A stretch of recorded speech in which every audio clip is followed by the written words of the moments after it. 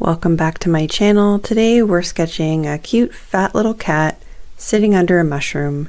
We're using alcohol markers in this real-time video. I've been told by some of my followers that they'd like to actually see me sketching in real time, so that's what I'm doing in this video today.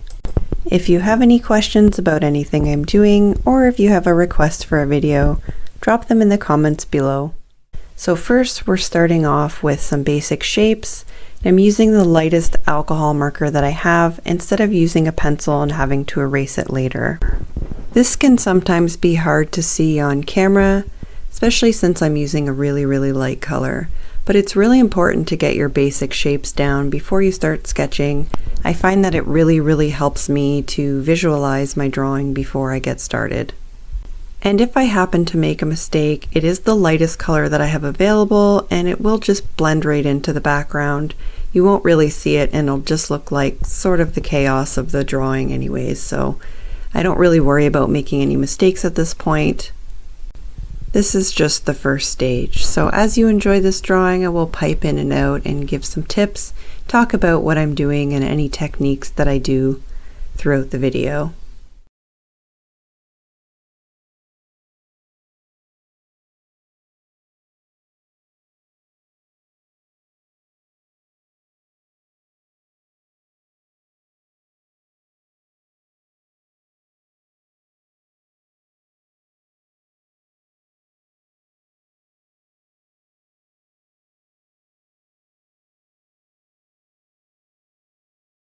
So this here is my first layer of color. Often when I'm doing an alcohol marker sketch, I do at least 3 layers of color, a light tone, a mid-tone, and a darker tone. And then I'll either use darker tones of the same color to go in and add some shadows, or I'll use some grays or variations of grays. So blue grays, green grays, depending on the tone of the drawing. So here I'm just adding the first layer of color. This would be my lightest tone, and you'll usually see me do this throughout the drawing, the first layer on just about everything, but sometimes you'll see me jump around as well. I'm also adding a little bit of texture to this mushroom. I don't want it to just be lines across like a coloring page. I want to give it a little bit of texture, so I am sketching in the direction that the mushroom would grow to give it some natural feel and some natural texture to the mushroom top.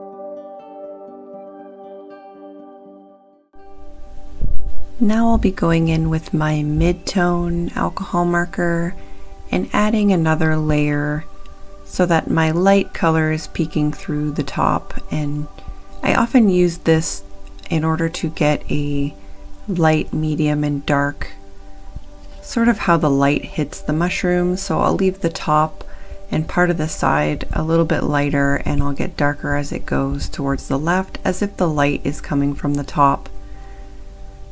And so everything on the bottom will be a little bit darker under the mushroom. Top will be darker as it's casting shadows. I'm also using this technique in order to give the mushroom top a little bit of texture, the same way I did in the first layer, but I'm adding more texture to it here. And you'll see me do this all throughout the sketch.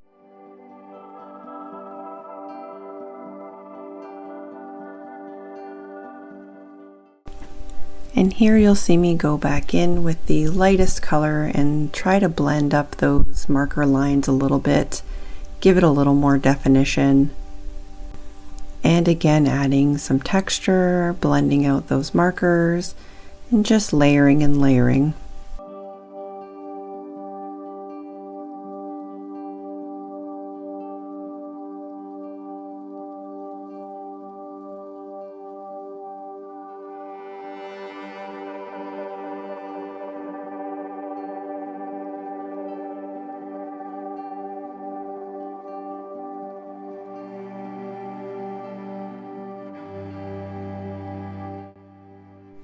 I'm also adding a darker color here, and if I don't have a darker color of the same color, I will often just layer the same color over and over again until I get a darker version of that color.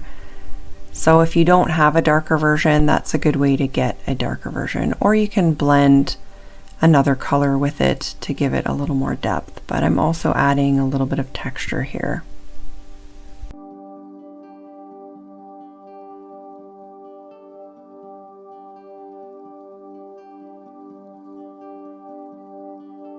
You'll see me do the same process here with these little tiny mushrooms that I do with the big one. Just it's a little bit quicker because they're tiny and I've already figured out what color scheme I'm going to be using.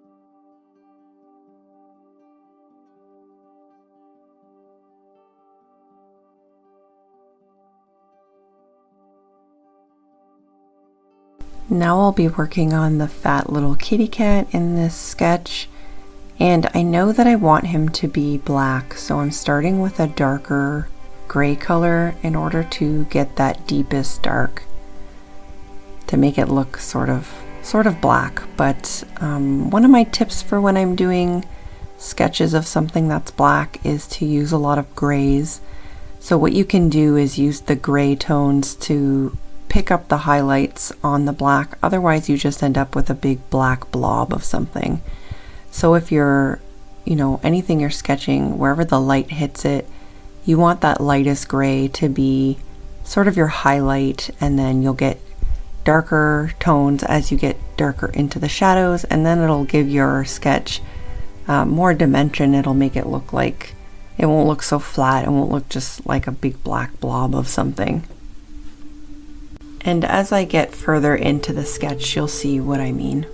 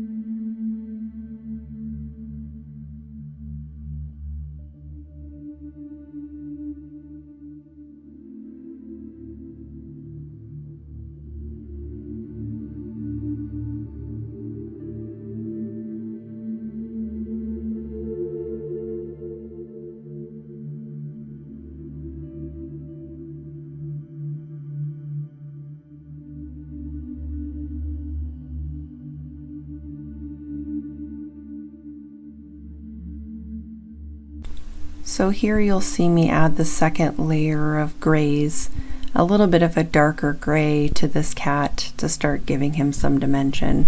And we'll want the darkest colors to be sort of under his bum and under his legs and where the grass meets his legs, because that will be where the darkest part of his body is.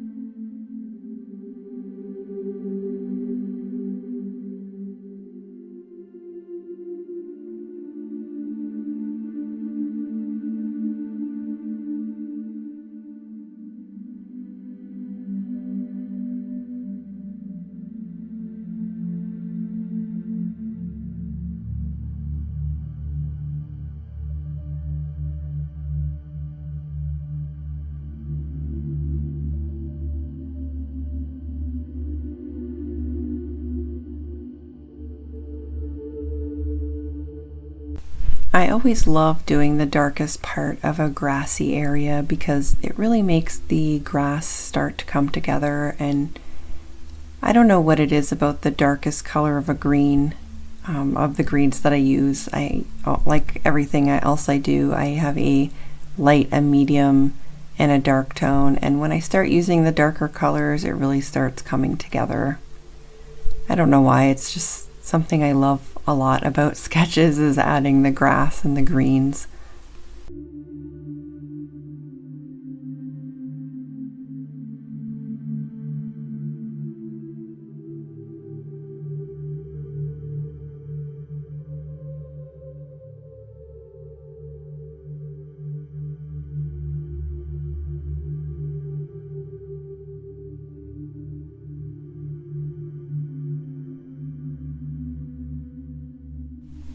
And here you might be wondering why I'm adding little splats of marker. It looks a little bit random, but alcohol marker is very similar to watercolor, and what a lot of watercolor artists, including myself, do is add a little sort of splat of color at the end, a little spray of, so there's dots all over the page. So in order to make this look more like a watercolor and more artsy, I like to add a little bit of, I guess, dots all over the page to give it more of a painting type of feel. So that's why I do that, in case you're wondering.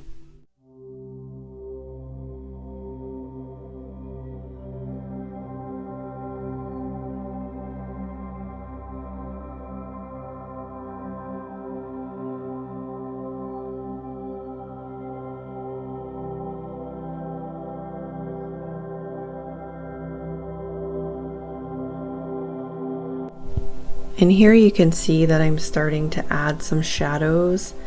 And as I mentioned at the beginning of this video, I'm assuming that the light is coming from the top right of this photo.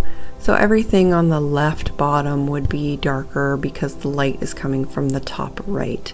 So that's why I'm adding a little bit of shadow to the corner of the mushroom top there. And then same thing with the little mushrooms. And you can see on the left side of the base of the mushroom, it's darker than the right side. And you'll see later in the video I'll add some shadow coming from the cat onto the base of the mushroom.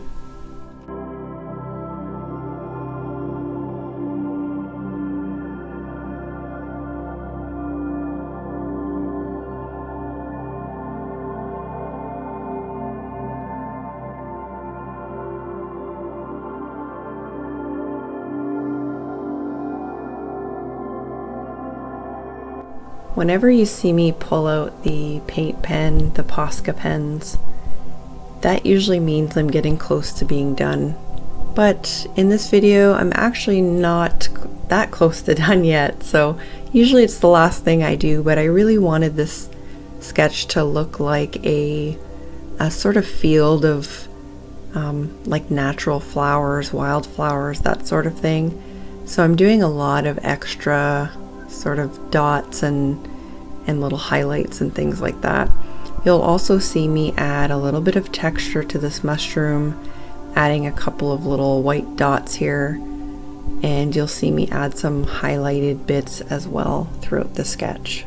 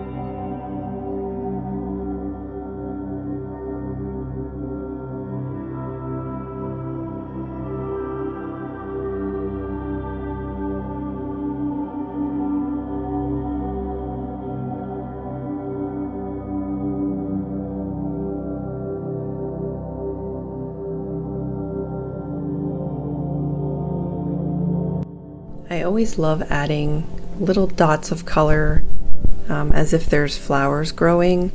So adding flowers to grass or the gardens or whatever I'm sketching is one of my favorite parts of the process because it really starts to give it a mood, a feel. I'm not really sure exactly what to call it, but I also really like to add dabs of posca pen or paint pen, whatever pen you're using, sort of hovering above, so it's not really connected to the grass. It's sort of like hovering in case, you know, maybe it's off in the distance a little bit, or maybe it's just a little extra flower that you know, you can't really see the stem. I don't know what you call that, but I really like doing that in sketches, so you'll see me do that quite often.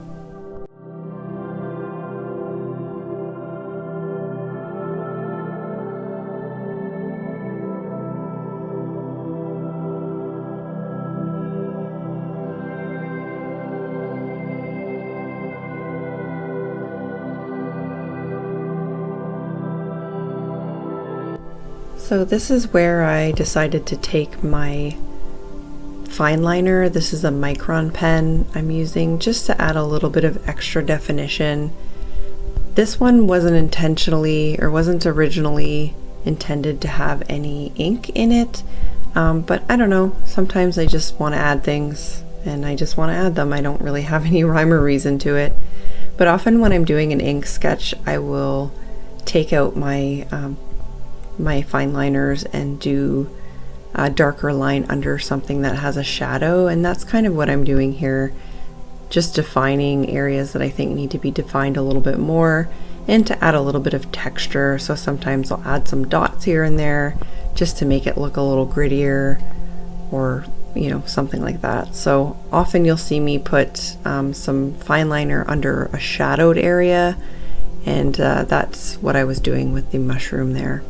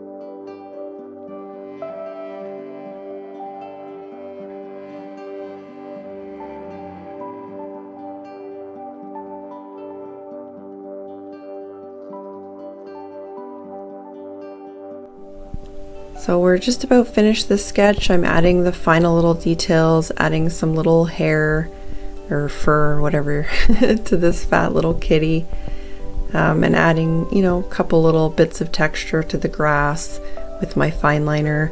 I always like to add a little bit of definition to grass.